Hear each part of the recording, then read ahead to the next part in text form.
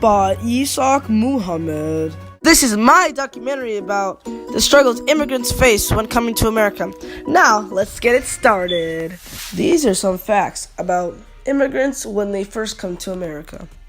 About 1 million immigrants come to America each year. Everyone is an immigrant, unless you're like 100% Native American. When people come to America, they aren't treated equally. They get made fun of because of their hair, color, race, and hobbies. Immigrants should be treated the same since we are all human. 10% of immigrants are legal because they can't find help. With that in mind, they can't get a job or a house and have to resort to illegal actions. If you see an immigrant or an immigrant family on the streets, go help them out. We are all human, and as we all know, we are all American if you're in America, because all for one and all one for all.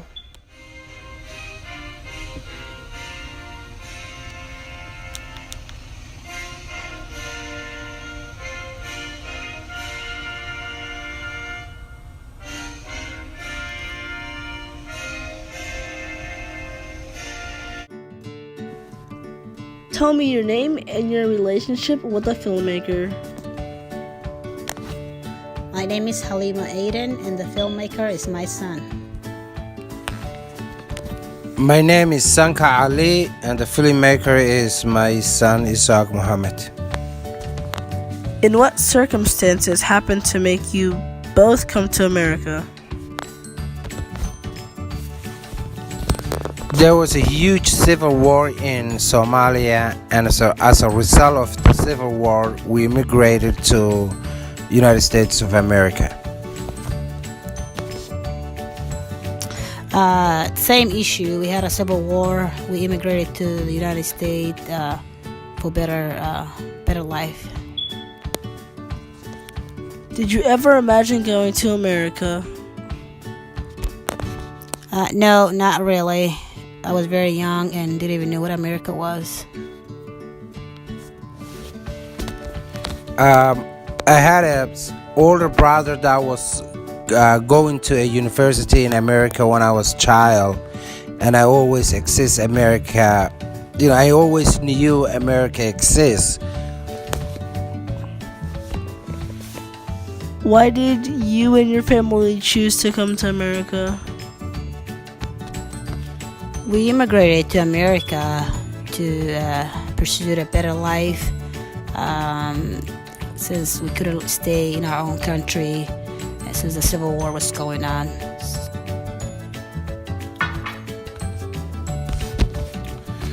Well, when you're going through a civil war and your home country is in crisis, you always look for the best place to get a better life. And I had family members here in America, and they, we came after them. What challenges did you face when first coming to America?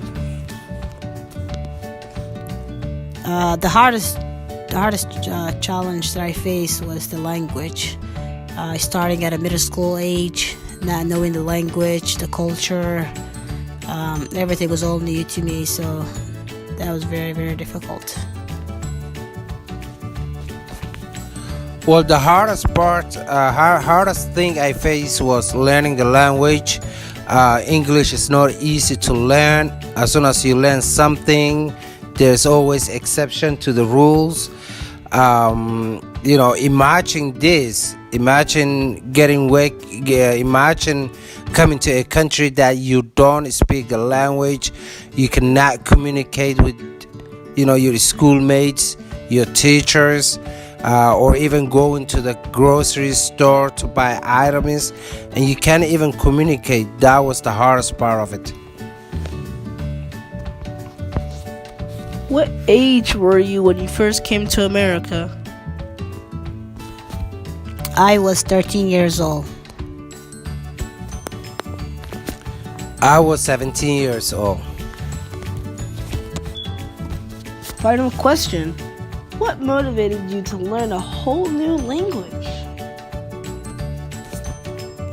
Well, in order to survive a new culture, a new country, you gotta learn their language, their culture, their laws, everything. So you have to, it's very important in order to adapt the country that you learn their language. What was the question again? One more time. Excuse me. It was, what motivated you to learn a whole new language? Well, in order to survive, you have to learn the language. Same thing as my wife. When you come to a new country, you have to learn the language. You have to be a member of the society. You have to contribute. You have to help your family. You know, if you can't communicate in a country that you live in,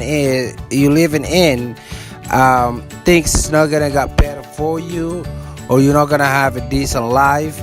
So you have no choice but to learn, because at your workplace you need it, at school you need it, everywhere you go you need it to speak and communicate. And because of that, we had no choice but to learn. Thank you for letting me ask you these questions for my documentary, and I hope you have a good rest of your night. Thank you. Is this an iceberg? Or maybe a rhinoceros horn? Wait a minute. This shape is filled with sand and parched soil. And it's surrounded by sea. And here, mountains. And here it says Mogadishu. Oh yes, it's the capital of Somalia. And the shape is Somalia, which together with its neighboring countries forms the Horn of Africa. Somalia is a desert country inhabited by nearly 11 million people. The main source of upkeep is cattle farming, goats and camels. The men are shepherds and they wander in search of pastures for their animals. The women take care of the house and children. Family, frequently numerous, is the most important for Somalis. Traditionally, families eat meals together. They sit down together and eat from one bowl. Women's duties also include shopping at the local market. Many of them run their small businesses there. Interestingly, nearly all transactions in Somalia are made by using mobile phones with no cash involved. Unfortunately, we need to mention one other thing. Somalia is also a country that for many years has ranked very high on the lists of the most dangerous countries in the world. Since 1991, Somalia has been in a state of war, which has brought the country to collapse and chaos. As a result of this war, the state system doesn't work: education, healthcare, social services. The destructive drought. Livestock started dying first due to the lack of water. People were left without food or means of support. More than 1 million of Somalis left their homes and moved to other parts of the country in search of help, running away from war and drought. Some couldn't find shelter in their country, so they had to leave it. Currently, another 1 million Somalis are living in the neighboring Kenya and Ethiopia. People are forced to live in refugee camps. They were supposed to be temporary, but instead became a permanent place of stay. In Mogadishu itself, 369,000 people live like this. Their basic needs are not secured. They live without access to clean water, medical care, toilets, or education. Lack of access to safe, clean water is a fundamental problem. Water is required for drinking, cooking meals, maintaining hygiene, cleaning. Using polluted water brings with it the risk of illnesses and is a threat to children's lives. Can you imagine all this?